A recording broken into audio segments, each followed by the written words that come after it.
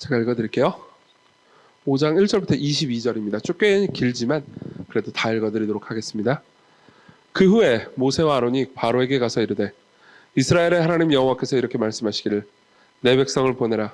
그러면 그들이 광야에서 내 앞에 절기를 지킬 것이니라 하셨나이다. 바로가 이르되 여호와가 누구이기에 내가 그의 목소리를 듣고 이스라엘을 보내겠느냐. 나는 여호와를 알지 못하니 이스라엘을 보내지 아니하리라. 그들이 이르되 히브리인의 하나님이 우리에게 나타나셨은즉 우리가 광야로 사흘길쯤 가서 우리 하나님 여호와께 제사를 드리려 하오니 가도록 허락하소서. 여호와께서 전염병이나 칼로 우리를 치실까 두려워하나이다. 애굽 왕이 그들에게 이르되 모세와 아론아 너희가 어찌하여 백성의 노역을 쉬게 하려느냐. 가서 너희의 노력이나 하라. 바로가 또 이르되 이제 이 땅의 백성이 많아졌거늘 너희가 그들로 노역을 쉬게 하는도다 하고 바로가 그날에 백성의 감독들과 기록원들에게 명령하여 이르되 너희는 백성에게 다시는 벽돌에 쓸 집과 전과 같이 주지 말고 그들이 가서 스스로 짚을 줍게 하라. 또 그들이 전에 만든 벽돌 수요대로 그들에게 만들게 하고 감하지 말라. 그들이 게으름으로 소리질러 이르기를 우리가 가서 우리 하나님께 제사를 드리지 않으니 그 사람들의 노동을 무겁게 함으로 수고롭게 하여 그들로 거짓말을 듣지 않게 하라. 백성의 감독들과 기록원들이 나가서 백성에게 말하여 이르되 바로가 이렇게 말하기를 내가 너희에게 짚을 주지 아니하리니 너희는 짚을 찾을 곳으로 가서 주우라. 그러나 너희 일은 조금도 감하지 아니하리라 하셨느니라. 백성이 애굽 온 땅에 흩어져 곡초 그루터기를 걷어다가 짚을 대신하니 감독들이 그들을 독촉하여 이르되 너희는 짚이 있을 때와 같이 그날의 일을 그날에 마치라 하며 바로의 감독들이 자기들이 세운 바 이스라엘 자손의 기록원들을 때리며 이르되 너희가 어찌하여 어제와 오늘에 만드는 벽돌의 수요를 전과 같이 채우지 아니하였느냐 하니라. 이스라엘 자손의 기록원들이 가서 바로에게 호소하여 이르되 왕은 어찌하여 당신의 종들에게 이같이 하시나이까. 당신의 종들에게 짚을 주지 아니하고 그들이 우리에게 벽돌을 만들라 하나이다. 당신의 종들이 매를 맞사오니 이는 당신의 백성의 죄인이이다. 바로가 이르되 너희가 게으르다. 그러므로 너희가 이르기를 우리가 가서 여호와께 제사를 드리자 하는도다. 이제 가서 일하라. 짚은 너희에게 주지 않을지라도 벽돌은 너희가 수량대로 바칠지니라. 기록하는 일을 맡은 이스라엘 자손들이 너희가 매일 만드는 벽돌을 조금도 감하지 못하리라 함을 듣고 화가 몸에 미친 줄 알고 그들이 바로를 떠나 나올 때 모세와 아론이 길에 서 있는 것을 보고 그들에게 이르되 너희가 우리를 바로의 눈과 그 신하의 눈에 미운 것이 되게 하고 그들의 손이 칼을 주어 우리를 죽이게 하는도다. 여호와는 너희를 살피시고 판단하시기를 원하노라. 모세가 여호와께 돌아와서 아뢰되 주여 어찌하여 이 백성이 학대를 당하게 하셨나이까. 어찌하여 나를 보내셨나이까. 아멘.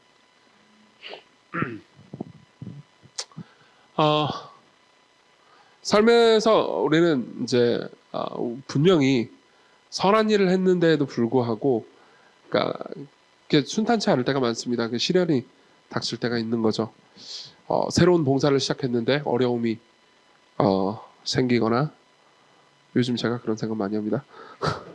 그리고 세상을 향한 전도나 섬김을 이제 시작을 했는데 반대나 거부가 심할 때가 있습니다.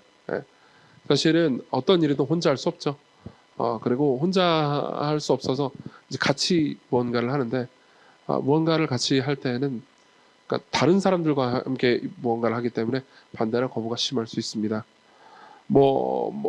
혹은 내가 어떤 방식으로 삶에서 순종하기로 결심을 했는데 순종하기로 결심을 했기 때문에 이제 더 어려웠을 때 그리고 또 예상치 못하던 어려운 일이 갑자기 닥쳐올 때가 있죠. 최근에 제가 들은 거는 그러니까 이제 헌금을 거의 안 하다가 이제 시작을 했다는 거예요. 그래서 이제 헌금을 시작하니까 주께서 나를 채워주시겠지?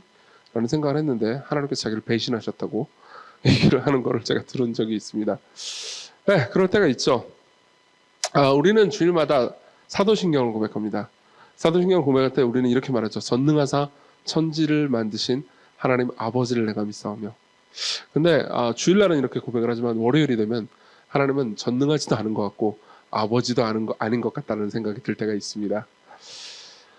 모세도 정확히 그런 상황입니다. 그러니까 모세는 참 놀라운 존재입니다. 왜냐하면은 하나님께서 어떤 사람을 부르기 위해서 이 정도로 설득한 존재는 성경 전체에서 모세가 유일합니다. 그러니까 모세는 여러 번 거절합니다. 게다가 기적을 앞에서도 보고도 거절합니다. 그리고 하나님께서 모세를 불러다가 이스라엘 백성들을 이끌어내기 위해서 여러 가지 방식으로 이렇게 구체적인 디테일한 이 방식의 디렉션을 준 사람도 유일하고요. 모세가요. 그리고 이제 모세가 실망할까봐 여러 가지 다른 장치를 마련해 준 존재도 모세가 유일합니다. 나오는 거? 깜짝이야. 예, 하나님의 어떤 특별한 배려를 받은 선지자라고 볼 수 있죠. 그리고 모세는 이제 바로에게 갑니다. 내용은 이렇습니다. 그러니까 바로에게 가서 이 백성들을 이제 데리고 나갈 겁니다. 그래서 한 3, 4일 정도, 3박 4일 정도 나가서 광야에서 우리끼리 제사를 지내고 오겠습니다. 우리도 우리 예배 의식 좀 드려봅시다. 지금 애굽에서 있는 동안, 당신에게 압제당하는 동안 우리는 예배를 못 드렸습니다. 이렇게 이야기를 하는 거죠. 사실 생각하면 꽤나 정당한 요구였습니다. 그래서 1절부터 3절을 보면 이렇게 얘기하죠. 1절 보면 그 후에 모세와 아론이 바로에게 가서 이르되 이스라엘의 하나님 여호와께서 이렇게 말씀하시기를 내 백성을 보내라. 그럼 그들이 광야에서 내 앞에 절기를 지킬 것이라 하였습니다. 이렇게 얘기를 합니다. 그리고 바로는 이렇게 말합니다. 여호와가 누구이기에 내가 그의 목소리를 듣고 이스라엘을 보게하겠느냐. 나는 여호와를 알지 못하니 이스라엘을 보내지 아니하리라. 그러면서 이제 반대를 합니다. 그러니까는 이제 모세가 이렇게 대답하죠. 그들이 이르되 모세와 아론이 이르되 히브리인의 하나님이 우리에게 나타나셨은즉 우리가 광야로 사흘 길쯤 가서 우리 하나님 여호와께 제사를 드리려 하오니 가도록 허락하소서. 여호와께서 전염병이나 칼로 우리를 치실까 두려워합니다. 그러니까 여기서 전염병이나 칼로 우리를 치실까 두려워한다는 말은 한국말로 번역될 때 공손한 어조로 번역되긴 했지만 사실은 협박입니다. 그러니까 그러다가 하나님께서 전염병이나 칼로 너네들 칠 텐데 이렇게 이야기를 하는 거죠. 바로한테 이렇게 얘기를 하는 거예요. 뭐 사실 이건 사실이 됐습니다. 전염병과 칼 이상의 기적을 하나님께서 행하실 거니까요. 그러니까 이제 어쨌든 바로는 화가 나죠. 그래가지고 너네들이 아주 배가 불렀구만, 게으르구나 그러면서 이제 노역을 더 심하게 만듭니다. 그래서 뭐 이렇게 얘기하죠. 원래 벽돌을 만들 때 짚을 저으면서 벽돌을 만들었거든요. 이 짚을 너네들이 알아서 구해라. 그러고 나서 벽돌을 너네들이 알아서 많이 만들러라. 뭐 이런 식으로 얘기하면서 이제 노역을 더 심하게 합니다. 그리고 사실 백성들을 고통스럽게 만드는 데는 다른 방법도 있었어요. 여기 보면 감독과 기록관이라는 존재가 나오잖아요. 그래서 감독과 기록관이 이제 을 와서 이제 그 명령을 직접 하거든요. 그러니까 벽돌은 전과 같이 만들어라. 근데 짚은 이제 더 이상 주지 말아라라는 이야기를 감독과 기록관들을 불러가지고 이야기를 합니다. 근데 이제 감독은 누구냐면은 애굽 사람이었어요. 이집트 사람으로서 전체를 감독하는 사람이긴 했지만 기록관은 누구였냐면 이스라엘 백성들이었습니다. 여러분 그걸 아십니까? 그 나치 수용소 있잖아요. 제가 요즘 나치 수용소에 빠져가지고 계속 나치 수용소 이야기를 읽고 있거든요. 되게 재밌어요. 근데 끔찍하기도 합니다. 그러니까 보면은 나치 수용소에 보면은 항상 유대인들을 죽이잖아요. 근데 중간 관리자를 유대인으로 세워요. 그러면 제일 악랄합니다. 그 유대인이. 그러니까 우리나라로 치면 매국노죠. 그렇죠? 여기서의 기록관들은 그런 사람들입니다. 그러니까 기록관들은 보통 당시에 동포인 이스라엘 백성들을 대상으로 잔악하기 이를 때 없는 일을 일삼았습니다. 그래서 이집트는 그 기록관들을 잘 이용해가지고 그들을 잘 다스릴 수 있었던 거죠. 그러니까는 이제 기록관들을 계속 갈궈내는 거예요. 그리고 이제 어느 정도 지위와 안전과 돈도 주는 거죠.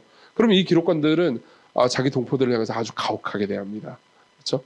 그러면서 기록관들을 불러가지고 더 막 고통스럽게 하는 겁니다. 그러니까 나중에 그 기록관들이 모세에게 와서 이렇게 이야기를 하는 거죠. 19절 20절 제가 읽어드리죠. 기록하는 일을 맡은 이스라엘 자손들이 너희가 매일 만드는 벽돌을 조금도 감하지 못하리라. 그러니까 짚은 안 줄 거야. 그렇지만 벽돌 더 만들어. 이렇게 이야기하는 것을 듣고 화가 몸에 미친 줄 알고, 그렇죠? 화가 나죠. 그렇죠? 그래서 그들이 바로를 떠나 나올 때 모세와 아론이 길에 서 있는 걸 보면서 그들에게 이르되 너희가 우리를 바로의 눈과 그의 신하의 눈에 미운 것이 되게 하고 그들의 손에 칼을 주어 우리를 죽이게 하는도다. 여호와는 너희를 살피시고 판단하기를 원하노라. 여호와가 들어갑니다 여기에. 그래가지고 나 진짜 죽겠네. 너네들 때문에 바로가 열받아가지고 우리 더 힘들어졌잖아. 이렇게 이야기를 합니다. 그러면서 하나님께서 너희들 저주하실 거야. 이렇게 이야기를 하는 거죠. 그러니까 모세는 어떻게 반응하느냐? 모세는 이제 화가 나죠. 그래서 여호와께 가가지고 이게 다 하나님 탓이에요! 라고 말하는 게 22절입니다. 주여 어찌하여 이 백성이 학대를 당하게 하셨나이까? 어찌하여 나를 보내셨나이까? 이렇게 이야기를 하는 거죠. 자, 보세요. 모세는 선행을 행했습니다. 하나님께서 명령하신 대로 어떻게 시작했죠? 그러니까 이제 바로를 가서 바로에게 말씀을 선포했죠. 그럼 그 이후에 일이 잘 돼야 되는데 오히려 일이 틀어졌습니다. 그러니까 바로가 나를 공격하는 것까지야 뭐 그렇다고 칠 수 있습니다. 근데 같은 동포인 이스라엘 백성들이 자신을 공격하기 시작합니다. 사실 이게 지도자로서 제일 어려운 지점인 것 같아요. 저도 이제 목회를 하면서 제가 느끼는 것 중에 하나는 저는 사실 목회를 하면서 그런 일이 그렇게 많지는 않았거든요. 근데 이제 외부에서 저에 대해서 비난을 하거나 그러면은 뭐 그거야 그럴 수 있죠. 근데 이제 같은 식구가 오해를 하기 시작하잖아요. 그러면 그건 정말 견디기 힘들 정도로 고통스럽더라고요. 사실은 이제 제가 뭐 저는 그런 일을 많이 겪지는 않았습니다. 목회를 하면서. 하지만 이제 제가 존경하는 많은 목사님들은 이제 수십 년 목회하신 분들이잖아요. 그런 분들이 입을 모아서 말하는 것 중에 하나가 제일 힘들 때가 교인들이 자신들을 오해하고 자신들을 비판할 때가 사실 목회를 통해서 제일 힘들었다라는 얘기를 다 입 모아서 말씀하시더라고요. 아마 모세도 그랬을 겁니다. 같은 동포가 자기를 오해하고 막 미워하고 그러니까 얼마나 화가 나겠습니까? 그렇죠? 자, 그러면은 이 상황에서 이 모세가 겪은 이 상황이 사실 우리가 삶을 통해서 사안을 해가다가 어려움을 겪는 상황과 비슷하지 않겠습니까? 그렇죠? 그러면 성경은 이 문제에 대해서 뭐라고 얘기하는 걸까요? 여기서 우리는요, 그러니까 모세와 그리고 하나님 그리고 당시 이스라엘 백성들 그 바로의 이야기 전체를 통해서요. 첫 번째로는요, 잘못된 기대를 하나 볼 수 있습니다. 잘못된 기대요. 그리고 두 번째로는 시련의 이유를 볼 수 있습니다. 그리고 마지막으로 우리가 이런 상황에서 어떻게 올바르게 반응할 수 있는지를 볼 겁니다. 첫 번째로는 잘못된 기대고, 두 번째로는 시련의 이유, 그리고 마지막으로는 어떻게 하면 우리가 올바르게 반응할 수 있는가, 이렇게 세 개를 보도록 하겠습니다. 먼저 잘못된 기대를 보죠. 모세는 광야로 자신을 보내달라고 하죠. 그렇죠? 그러니까 이제 바로는 바로 반대를 합니다. 그렇죠? 그리고 실제로 23절까지, 우리 23절까지는 안 봤지만 23절은 이렇게 얘기합니다. 주께서도 주의 백성을 구원하지 않으십니다. 이렇게 이제 사실 화를 내는 거죠. 사실은 우리가 시련을 겪을 때 늘 그러니까 모세와 비슷한 말을 하지 않습니까? 내가 삶에서 시련을 겪는데 하나님께서 나를 구원해 주지 않는 것 같습니다. 나를 돌봐주지 않는 것 같습니다라는 생각이 들 때가 있죠. 저는 여기 계신 분들, 여기 앉아 계신 분들한테도 들은 얘기 같은데 하나님 너무 하신다고 그 얘기를 목회하면서 누군지 말씀드리지 않겠습니다. 근데 본인은 압니다. 목회를 하면서 한 200만 분은 들은 것 같습니다. 과장 많이 섞어서요. 하나님 너무 하신 것 같다. 진짜 그 얘기를 많이 하더라고요. 뭐 저라고 그런 얘기를 안 했겠습니까? 그 말에는 이제 주께서도 주의 백성을 구원하지 않으십니다. 이렇게 이야기를 하는 거죠. 사실은 우리가 이제 그 상황에 있을 때 제가 여러분들이 저한테 와가지고 하나님 나를 구원해 주지 않는 것 같습니다. 하나님 너무하는 거 아닙니까? 라고 말할 때 제가 너 왜 잘못된 기대를 가지고 있니? 이런 식으로 이제 말을 하진 않아요. 잘못된 기대를 가지고 있네. 처음부터 정신내. 이렇게 얘기하진 않죠. 오히려 공감해주고 이제 위에서 기도해 주려고 하죠. 그게 이제 마땅한 거죠. 근데 이제 우리가 한 발짝만 떨어져 보면 성경의 인물들을 우리가 볼 때 좋은 게 한 발짝 떨어져서 볼 수 있잖아요. 모세가 이 울부짖는 게 우리한테는 글일 뿐이잖아요. 그러니까 이제 모세를 마음껏 조롱할 수 있지 않습니까? 그렇죠? 그런 의미에서 그러니까 성경의 인물들을 보면 재밌는 지점이 있습니다. 분명히 하나님께서는 여러 번 내가 너한테 바로에게 보낼 거야. 근데 바로가 바로 보내주지 않을 거야. 파라오는 굉장히 너희들을 고통스럽게 할 거야라는 말을 몇 번이나 하셨어요. 이미. 예. 출애굽기 3장 19절은 이렇게 말합니다. 제가 읽어드릴게요.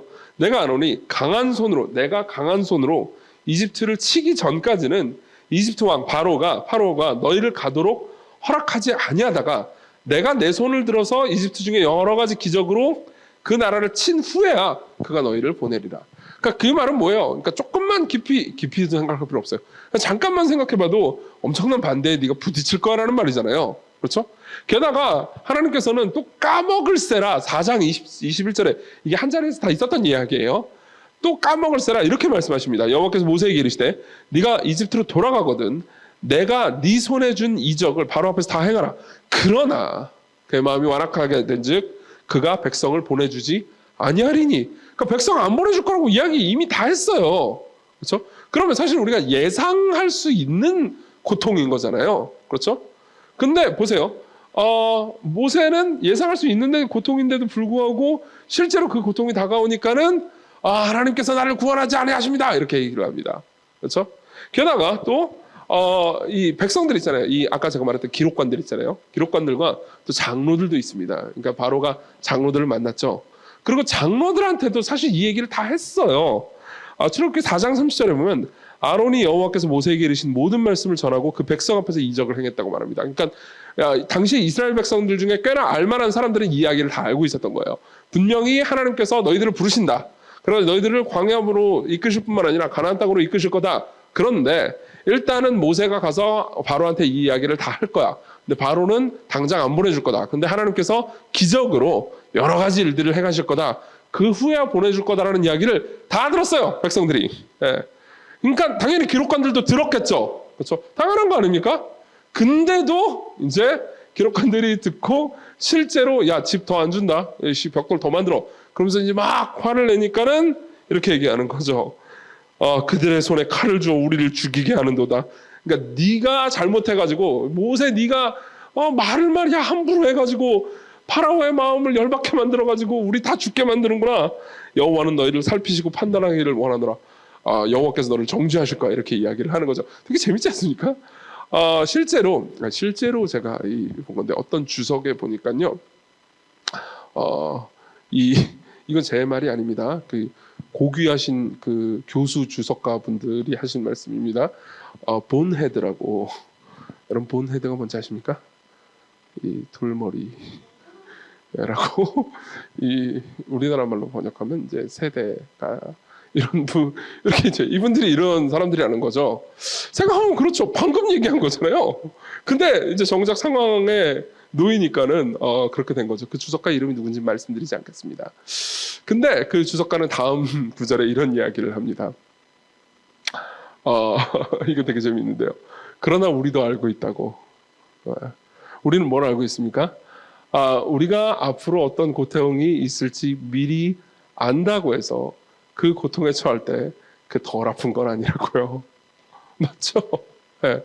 치과를 가면 우리가 얼마나 아플지 알고 있습니다. 그렇죠? 다 각오한 것이긴 하지만 치과는 아프죠. 똑같습니다. 사실은 이건 모든 기독교인들에게 다 주어진 약속이기도 합니다. 그러니까 이걸 보통 약속이라고나 하나요?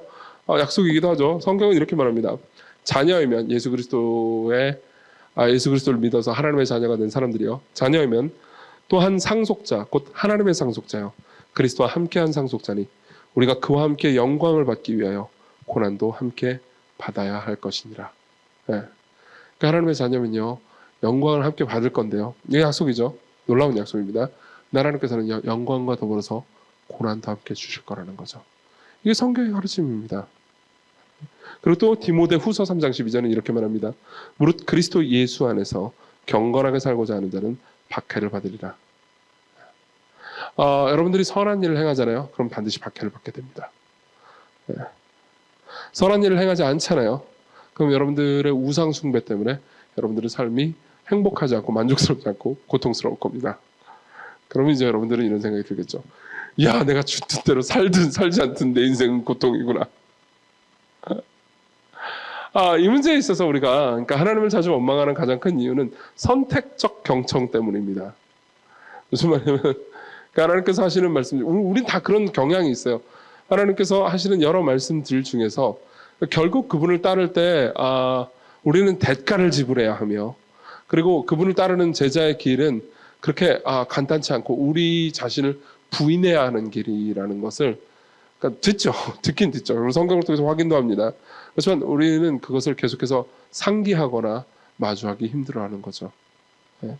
이게 당시 모세가 경험했던 일입니다. 네.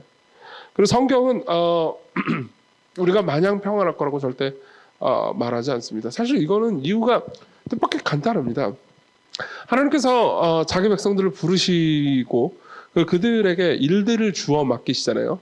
그거는 그러니까 여러분들을 회사에서 고용을 해가지고 미션을 맡겼다라는 의미가 아닙니다. 하나님께서는 여러분들을 자녀로 입양하십니다. 그리고 가정에서 여러분들을 키우시기 위해서 여러 가지 일들을 주어 맡기는 거죠. 이제 제 딸들 둘도 이제 조금씩 기능을 발휘하기 시작합니다. 옛날에는 이제 이 딸들을 위해서 뭐든지 다 해줬거든요. 근데 이제 첫째 딸은 제가 시키는 일들을 꽤나 유능하게 해내는 편입니다. 제가 뭐 해리포터 어디 뭐 좀 찾아와 그러면 곧 찾아오기도 하고 막 그래요. 그러니까 이 상당히 지적인 일 아닙니까 이 정도면? 아니까 제가 너무 무시하고 있는 건가요?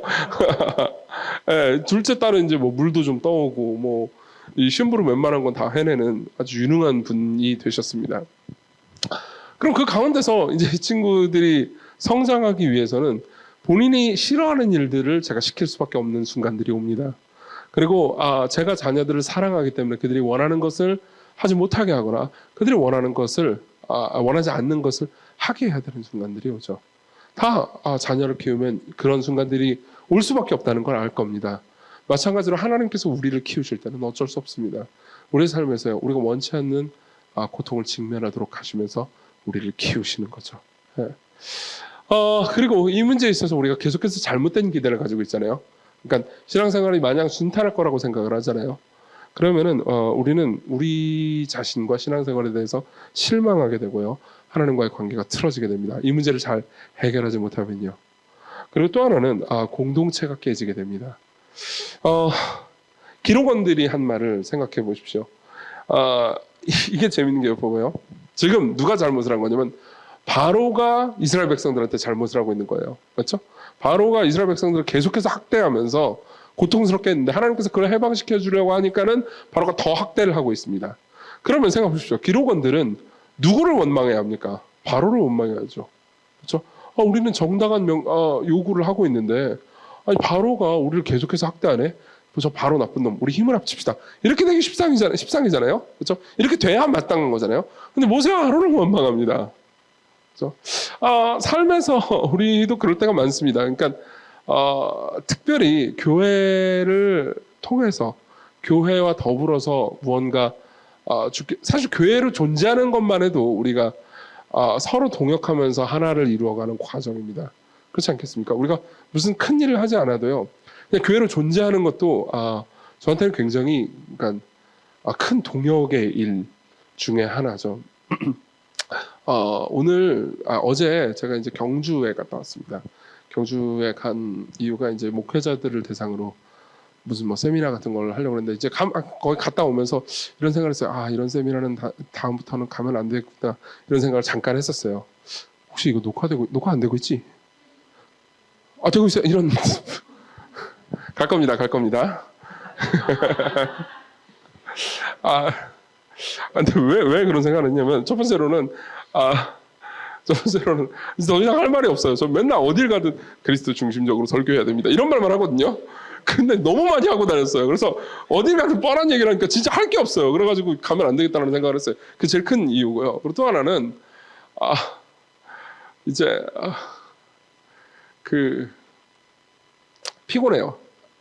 피곤한 얘기는 이제 그만합시다. 어쨌든 가기 싫은 얘기는 이제 그만할게요. 더 해봤자 이제 덕도 안 되는 것 같고.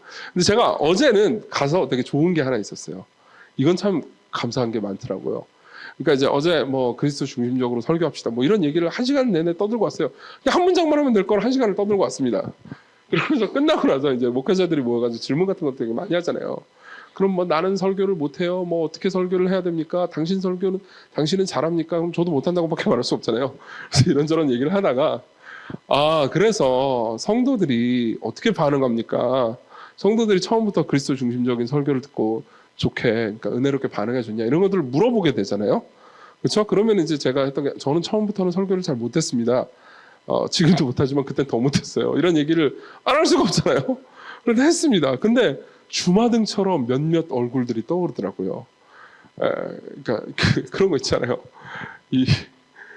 그때 그렇게 못하는 설교를 했는데 그 자리에 계속 있었던 분들이 있잖아요. 그래서 제일 먼저 떠오른 사람은 제 아내입니다. 제 아내는 그냥 늘 거기에 있었거든요. 그걸 어떻게 들어줬지? 제 옛날 설교 들어본 적 있으세요?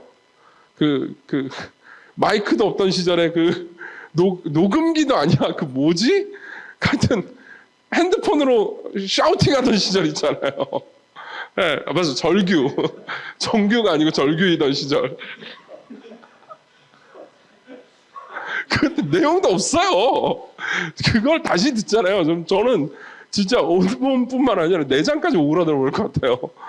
근데 그걸 들어주고 있었던 사람들이 고맙더라고요. 생각해 보면은 제가 얘기를 하다 보니까 갑자기 눈물이 나는 거예요. 진짜예요. 그 목회자분들이랑 얘기하다가 울었어요. 나이를 먹었나? 나이 그렇게 안 먹었는데 왜 눈물이 나지? 그래서 울다가 그런 생각이 들더라고요. 그러니까 와, 그 자리에 있었던 것만으로도 엄청난 동력이었구나. 그런 생각이 듭니다. 예, 또 떠올랐던 인물들이 몇 명 있어요. 그중에 한 명 여기도 있네요. 근데 어쨌든 굉장한 기쁨, 그러니까 감사가 있더라고요. 사실은 그 모든 것들이 생각해보면 우리가 교회의 됨을 그냥 여기에 있는 것만으로도 동력이기도 합니다. 그냥 공동체는요, 서로 마음이 통하고 서로를 희생하고 그러니까 자기의 것을 내려놓고 함께 있지 않으면 1초도 서갈 수 없어요. 공동체가 계속해서 은혜롭게 유지되려면 방법은 하나밖에 없습니다. 누군가 희생해야 됩니다. 그리고 항상 그러니까 닥쳐오는 시련들을 제대로 이겨내지 못하잖아요. 그러면은 공동체끼리 서로 싸우게 됩니다. 바로가 안 돼. 그러니까는 기록원과 모세가 불화하기 시작하잖아요. 우리도 신촌에 이제 공동체를 세웠는데, 아직까지는 지금 11주 12주 지났죠? 11주네요. 11주 지났는데, 아직까지는 이제, 순풍에 돛단 듯 잘 항해하고 있습니다. 저는 이런 생각이 들어요. 그러니까 우리 공동체에도 시련이 오지 않을까요? 올 겁니다. 안 오는 건 불가능합니다. 안 오려면 조건이 두 가지가 있습니다. 하나는 우리가 죄인이 아니든가요. 벌써 끝났죠? 아니면 지금 여기가 천국이든가. 하여튼 그렇습니다. 사탄이 다 사라지든가. 그렇지, 그럴 리가 없죠. 그때 우리는 인내할 수 있을까요? 물론 우리에게는 은혜가 필요할 겁니다. 하지만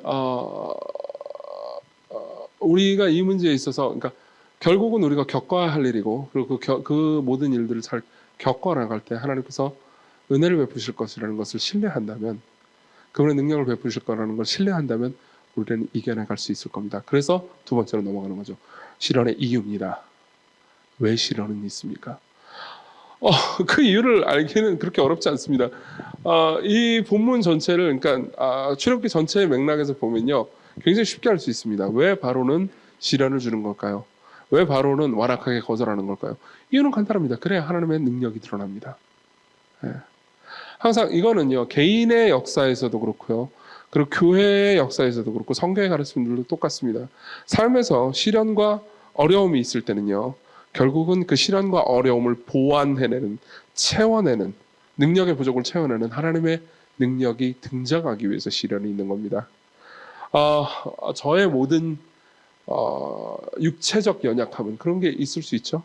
그건 하나님께서 저와 제 가족과 교회를 돌보실 그분의 은혜를 나타낼 기회입니다. 그렇죠? 여러분들의 모든 약점 있잖아요. 저의 모든 약점은요, 하나님께서 이 교회를 돌보시고 은혜롭게 함께 하신다는 그분의 능력을 드러낼 기회입니다. 저는 약점이 많은 사람입니다. 그러니까 제가 이 얘기를 되게 자주 하게 되는데요. 팀캐너 전기를 이제 지금 3회독 시작했는데 미친 것 같아요. 저는 아직 마음속으로 그분을 못 떠내보는 느낌이에요. 팀캐너 전기를 지금 2번을 다 읽었는데 3번째 또 읽고 있어요. 근데 이제 한 책이라도 한 번 읽을 때 모든 걸 다 읽는 건 아니잖아요. 근데 이분도 약점이 많으셨더라고요. 특히 이제 리더십에 있어서 약점이 있었어요. 근데 이제 긴 시간에 이분이 리더십에서 특히 이제 교회를 조직하고 운영하는 데 있어서 약점이 많으셨다고 그러더라고요. 뉴욕에서 그것 때문에 고생을 많이 했대요. 근데 그걸 볼 때마다 제가 느낀 거는, 그러니까 그분이 약했기 때문에 누군가가 등장할 수 있었습니다. 그리고 하나님께서는 그 사람을 사용하셔서 그 교회의 부족한 점을 채우실 수 있었죠. 그거 다 강했으면은 교회가 그렇게 아름답게 성장하지 못했을 거라는 그런 것들을 많이 보았습니다. 그러니까 저도 마찬가지고 우리 모두가 각자가 다 마찬가지일 겁니다. 여러분들이 교회뿐만 아니라 여러분들의 삶에서 여러분들이 가지고 있는 약점들이 있을 겁니다. 여러분들이 그 약점을 붙들고 하나님께 기도한다면요, 물론 하나님께서 그 약점을 보완시켜 주실 수도 있습니다. 그렇게도 하실 겁니다. 그렇지만 그 약점이 없었다면 잊지 않았을 도움을 여러분들에게 베풀어 주실 겁니다. 그리고 여러분들이 약점을 자랑하게 되겠죠. 나의 약함 때문에 하나님의 강함이 드러났습니다. 이렇게요. 네. 사람들의 모든 반대는 하나님께서 화평케 하시는 그분의 능력을 드러낼 기회입니다. 저는 이걸 굉장히 요즘 굳게 붙잡고 있습니다. 저도 삶에서 누군가의 반대를 받을 거고요. 불화가 있을 수 있습니다. 제가 죄인인데 어떻게 불화를 안 만들어낼 수가 있겠습니까? 그리고 죄인인데 리더입니다. 그러면 당연히 불화를 만들어낼 수 있겠죠. 근데 제가 죄인이기 때문에 뭔가 불화가 생긴다면요. 당연히 그것 때문에 절망하거나 좌절할 수도 있겠죠. 하지만 제가 죄인이고 불화가 다툼이 있기 때문에 저는 하나님께 매달릴 수 있고요. 그리고 그때 하나님께서 화해케 하시고 화평케 하시는 성령님의 능력을 우리에게 부어주실 수 있겠죠. 그럼 다시 한번 우리는 확인하게 될 겁니다. 하나님이 계시구나. 그렇죠? 하나님께서 계시기 때문에 우리는 살 이유가 있고 우리는 하나님 뜻대로 순종할 이유가 있구나. 이건 할 만한 거구나라는 것을 확인할 수 있겠죠. 그리고 일을 하다가 경험하는 모든 난관들이 있습니다. 이건 뭐 제가 목회일을 할 때뿐만 아니라 여러분들이 삶의 각 부분에서 무슨 일을 할 때 난관들이 다 있지 않습니까? 그 난관들은 그냥 난관들이 아닙니다. 하나님의 지혜를 여러분들의 인생을 통해서 드러낼 기회인 거죠. 그 모든 것들을 붙들고 하나님께 기도하십시오. 가져가십시오. 그분이 여러분들의 인생에서 존재감을 드러낼 기회라는 것을 받아들이십시오. 뭐가요? 여러분들의 시련이요.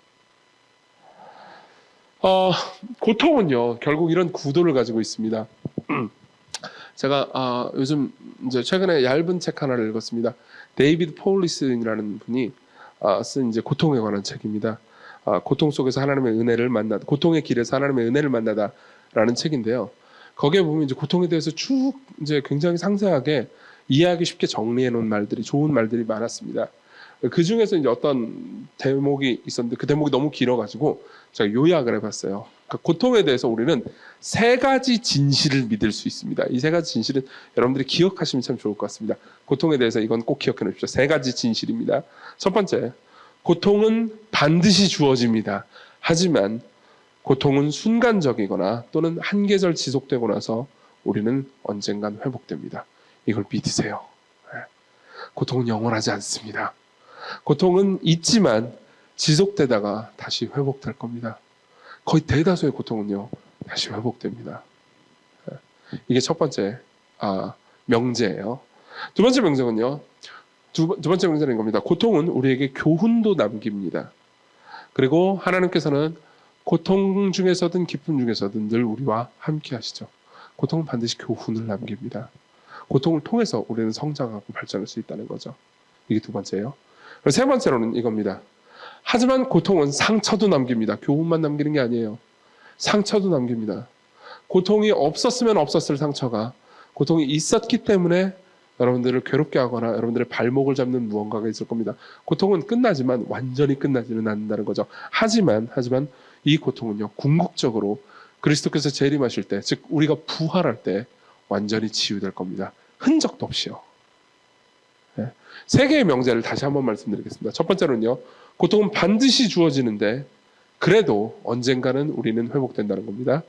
두 번째로는요, 고통은 우리에게 교훈을 남기고 하나님께서는 그 가운데를 함께 하신다는 겁니다. 그리고 세 번째로는요, 그렇지만 고통은 상처를 남깁니다. 하지만 이 상처는요, 언젠간 흔적도 없이 회복될 겁니다. 그렇죠? 이게 세 가지 명제입니다. 그리고 이 세 가지 명제를 여러분들 인생 가운데 과거의 고통에 한번 대입해 보십시오. 이 세 가지 명제는 다 분명한 사실일 겁니다. 누구에게나 사실일 겁니다. 저 자신의 과거의 경험에 한번 대입해 보겠습니다. 많이들 제 설교를 오래 들으신 분들은 이 경험을 다 아실 겁니다. 제가 여러 번 이야기했기 때문이죠. 저는 2012년에 끔찍한 우울증을 겪은 적이 있습니다. 원래 저는 멘탈이 좋았기 때문에 우울증 같은 거는, 그러니까 우울증을 겪어가지고 우울하다라고 하는 사람을 이해를 못하는 사람이었어요. 그래서 그 이전까지는 이렇게 생각했습니다. 누군가 우울증에 걸려서 교회를 못 와요. 우울증에 걸려서 교회를 못, 우울증 교회 와가지고 치료받아야지, 이것이 미쳤나, 이런 식으로 생각을 했어요. 우울한 거 그거 믿음이 없어서 기쁜지, 믿음 있으면 다 기쁜 거야, 이런 식으로 이제 생각을 했던 것 같아요. 그러니까 저는 우울증이 뭔지 전혀 몰랐던 거죠. 그러다가 이제 2012년에 목회를 시작하고 나서 1년 후죠. 만 1년이 좀 지난, 만 1년 6개월쯤 지난 후 가을이었어요. 그때 진짜 끔찍한 우울증에 걸렸습니다. 그래서 그때 제 아내는 제가 어땠는지 다 기억하고 있죠. 어느 날 밤에 제가 주체를 못하고 우는 거예요. 잠도 하루 종일 못 자고. 그래서 이제 거의 제 아내는 너무 충격을 받았죠. 자기가 그래도 이 인간을 좀 안지 몇 년 됐는데 이런 모습을 처음 보니까 항상 자신만만하고 교만한 모습만 보다가 울고 약한 모습을 보니까 이제 얼마나 놀랐겠어요. 그리고 저는 그게 너무나도 끔찍했어요. 그리고 하나님을 향한 원망이 꽤 많았습니다. 내가 언제 목회를 하겠다고 했습니까? 지가 하겠다고 했는데 어쨌든 언제 제가 목회를 하겠다고 했습니까? 내가 회사 잘 다니고 그 회사 잘 다니면 나 돈도 많이 벌었을 텐데 내가 왜 지금 평상시엔 신대원 산골짜기로 가서 이 개고생을 하고 그리고 나서 이 교회 와가지고 이 조그만한 교회에서 내가 진짜 이렇게 사람들 눈치 봐가면서 목회를 해야 합니까? 뭐 이러면서 이제 굉장히 원망을 많이 했던 시간이었던 것 같아요. 근데 그 시기를 다시 한번 되돌아보면요. 아까 세 가지 명제가 다 맞았습니다. 데이비드 폴리슨이 한 말이 다 맞았어요. 이건 데이비드 폴리슨이 성경 전체를 분석해가지고 성경의 모든 고통에 대해서 도식화한 겁니다. 근데 제 고통도 제 경험도 그게 맞았습니다. 목회와 더불어서 첫 번째 명제죠. 목회와 더불어서 우울증이 찾아오긴 했지만요. 그리고 그게 엄청나게 고통스럽긴 했지만 한 8, 9개월 정도 됐나요? 그냥 많이 치료됐습니다.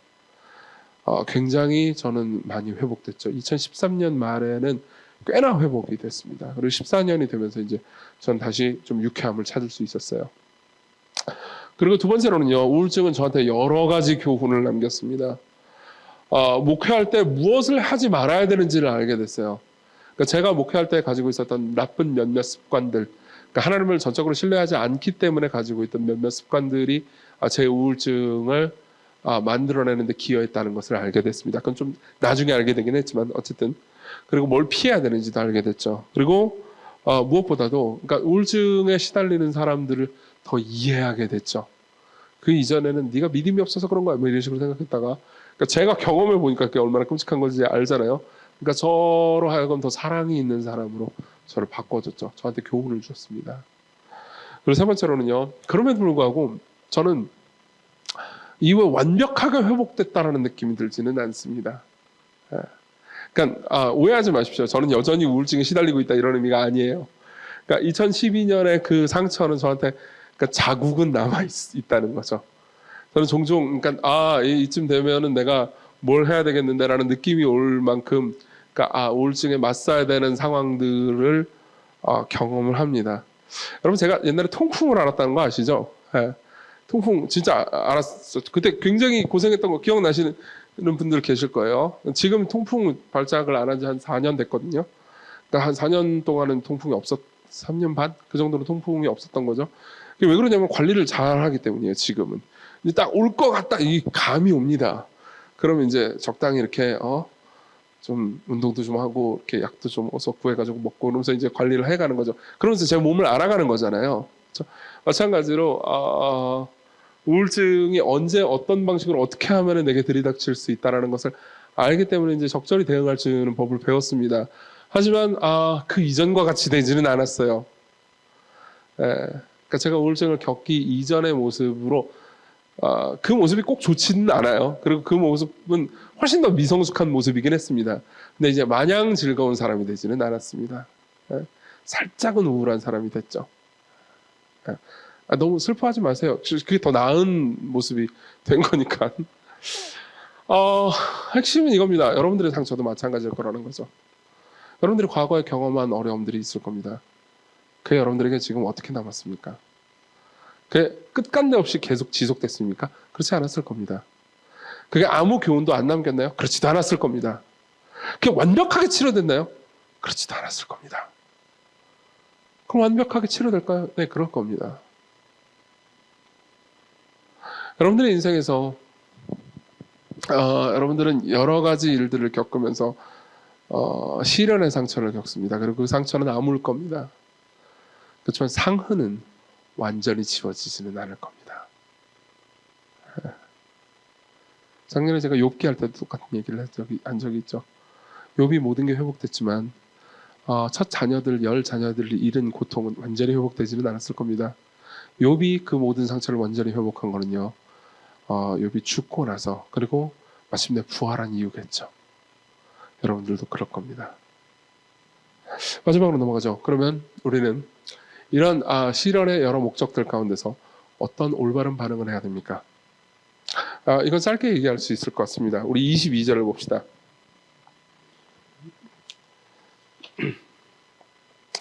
22절 같이 읽겠습니다. 시작.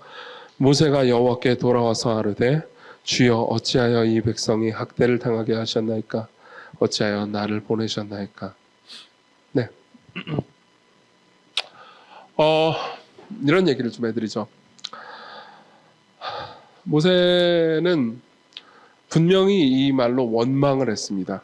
맞죠? 그렇지만 모세가 달라진 건 하나 있습니다.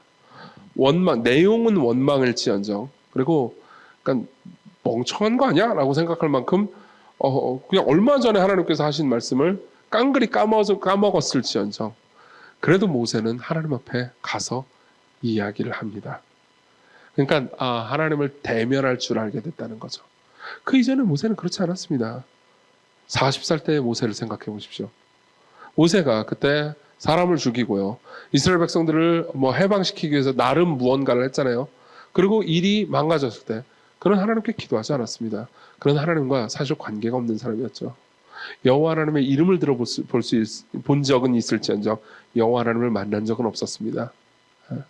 그리고 80세에 하나님을 만났을 때도 그는 하나님께 경건히 기도하는 사람 같은 그런 존재는 아니었습니다. 하나님께서 모세를 설득하셨고요, 모세를 보내셨죠. 그리고 첫 번째 시련에 이르렀을 때, 이게 첫 번째 시련이잖아요, 오늘 우리가 본 게. 그때 그는 그러니까 올바른 방식으로 신앙적 반응을 하지는 않습니다. 그렇지만 최소한 신앙적 반응 자체를 하기는 합니다. 그 올바른 방식은 아니었을지언정, 즉 하나님께 매달리면서 기도하죠. 그렇죠? 그럼 하나님께서는 그 모세를 상대해서요, 이제 그 모세를 사용해서 그분의 전능을 보여주실 겁니다. 이게 우리가 생각해야 되는 올바른 반응입니다. 그분은 여러분들이 하나님께 나오게 만들기 위해서, 나와서 하는 말이 때로는 원망에 가까운 말이라 하더라도 여러분들이 하나님께 나와서 하나님을 대면하게 만들기 위해서 힘을 다하십니다. 왜요? 우리의 삶에서 가장 중요하고 우리의 삶을 진정으로 회복시킬 수 있는 것은 하나님과의 관계요, 그분과 대면해서 그분과 교제하는 것 말고는 없기 때문입니다. 여러분들은 그분을 만나야만 회복될 겁니다. 여러분들은 그분을 상대해야만 여러분들의 문제가 진정으로 해결되는 것을 볼 겁니다. 고통은 늘 교훈만을 만들지 않습니다. 아까 제가 말했던 고통의 3원칙은요, 하나님께 나아가는 신자들에게만 해당되는 겁니다. 무슨 말이냐면요, 고통 가운데서 자기 연면에 더 깊이 빠져서요, 하나님을 버리고 모든 걸 다 버리는 사람들도 흔합니다. 고통은요, 누군가를 성숙하기도 하지만 누군가를 망쳐버리기도 하죠. 너무너무 자기중심적이고 모든 사상과 사람들을 이용하고 미워하기만 하는 그런 사람들도요, 삶에서 고통을 많이 겪은 적이 어마어마한 고통을 겪었기 때문에 그렇게 된 경우가 많습니다. 그 고통을 제대로 대응하지 않았던 거죠. 그럼 여러분들이 제대로 대응하는 방법은 뭡니까? 일단 하나님을 상대하는 겁니다. 하나님께 나아가는 거죠. 그분께 기도하는 겁니다. 그분을 계속 찾는 겁니다.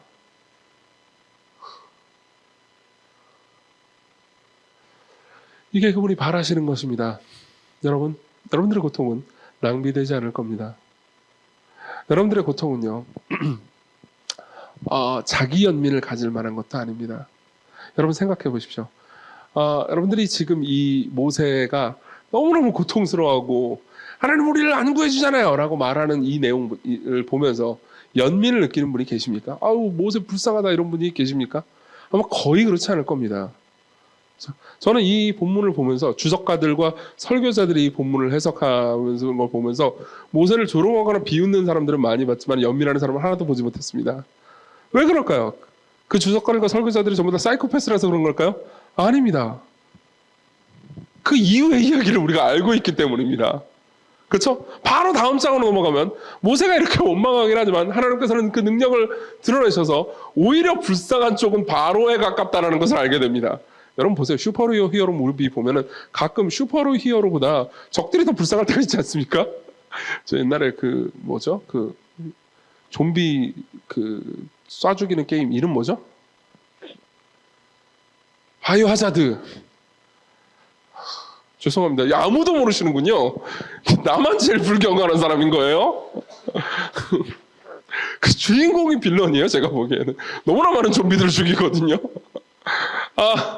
네, 바로가 된통 당하는 걸 우리가 뒤에서 알고 있기 때문에 이 바로가 불쌍할 정도인데? 라고 생각을 하지 모세가 불쌍할 만한, 그러니까 모세가 불쌍할 만한 상황이 아니라는 걸 다 그 뒤에 이야기를 우리가 알고 있기 때문입니다. 그렇기 때문에 모세를 연민하는 사람은 없습니다. 아이고 모세가 땡깡 부리고 있구나. 근데 좀만 지나면 하나님께서 그분의 능력과 힘을 드러내실 텐데 바보. 이런 식으로 생각하는 사람들은 많죠. 물론 모세는 그 미래에 대해서 다 알고 있는 게 아니기 때문에 우리처럼 다 알고 있는 게 아니기 때문에 이때 굉장히 힘들 겁니다. 고통스럽겠죠. 그렇죠? 그렇지만 우리는 뒷이야기를 알고 있기 때문에 모세에 대해서 그렇게 연민하거나 하지 않습니다. 맞죠? 오히려 이 좌절이 어떻게 승리로 바뀔지가 기대되는군. 그러면서 다음 장을 읽겠죠. 결과라는 사람은 이렇게 말하기 마련입니다. 이렇게 생각하기 마련이죠. 여러분 중에서요. 예수 그리스도께서 성부 하나님께서 예수 그리스도를 십자가에 매다시고 십자가에서 그분이 성부 하나님께 버림받으시면서 온갖 고문과 고통과 끔찍한 괴로움을 당하는 걸 보면서 연민하신 분이 계십니까? 예수님 불쌍해. 성부 하나님 너무하네. 하나님 해도 너무하네. 어떻게 하나님의 아들을 이렇게 잔인하게 대할 수 있지? 나 이 십자가를 보면서 하나님을 안 믿기로 했어. 이런 분은 없을 겁니다. 아마 오해하지 않는 한 그런 사람은 없습니다. 오히려 그 사건 때문에 예수 그리스도를 믿게 되겠죠. 그렇죠? 왜 그렇습니까? 그 뒤를 우리가 알고 있기 때문입니다. 부활을 알고 있기 때문입니다. 그렇죠? 저는 이런 사람들을 많이 보았습니다. 그냥 자기가 고통을 겪은 것도 아니에요. 자기 친구가 고통을 겪은 걸 보면서 뭐야? 하나님께서 어떻게 저 사람을 저렇게 대할 수 있어? 나 하나님 안 믿어. 이런 사람을 많이 보았습니다. 근데 그 사람한테 제가 종종 물어보는 게 이겁니다. 하나님께서 예수 그리스도를 가혹하게 대한 걸 보면서 하나님을 안 믿거나 화를 내거나 하나님에 대해서 원망해 본 적이 있냐고요. 당연히 없다고 하죠. 그럼 왜 그러냐고. 예수님은 부활했잖아요. 저는 심지어 이런 얘기까지 들어봤습니다. 예수님은 고통 그렇게 대단하지 않은 것 같은데 그냥 6시간 고통당한 거잖아요. 이거는 조금 제가 보기에는 좀 철없는 생각인 것 같긴 한데 어쨌든 겨우 6시간 고통당했으면서 왜 그렇게 이런 사람을 본 적은 있을지언정 하나님이 왜 아들을 이렇게 고통스럽게 했나요? 나는 하나님이 싫어. 이런 사람은 거의 본 적이 없습니다. 십자가에 대해서 하나님에 대해서 오해하지 않는 한 물론 그런 질문을 한 사람을 들어본 적은 있지만 거기에는 오해가 있었어요. 오해하지 않는 한 이런 분노는 하지 않습니다. 이런 불만은 토하지 않습니다. 우리가 부활을 알기 때문이죠. 그렇다면 우리 옆에 있는 사람이 고통당하는 것 때문에 우리가 하나님께 화낼 이유가 뭡니까? 혹은 내가 고통당하는 것 때문에 내가 하나님께 화낼 이유가 뭡니까? 여러분들은 부활할 건데요. 여러분들은 반드시 회복될 건데요. 정말 그걸 믿으십니까? 그 모든 것들을 지금 믿는 게 어렵다 하더라도 지금 그분이 여러분들과 함께 하신다는 것은 믿으십시오. 그리고 과거를 생각해 보십시오. 하나님께서 여러분들을 어떻게 대하셨는지를 생각해 보십시오. 앞으로도 여러분들을 신실하게 대하실 겁니다. 그리고 여러분들을 궁극적 회복으로 이끌어 가실 겁니다. 기도합시다.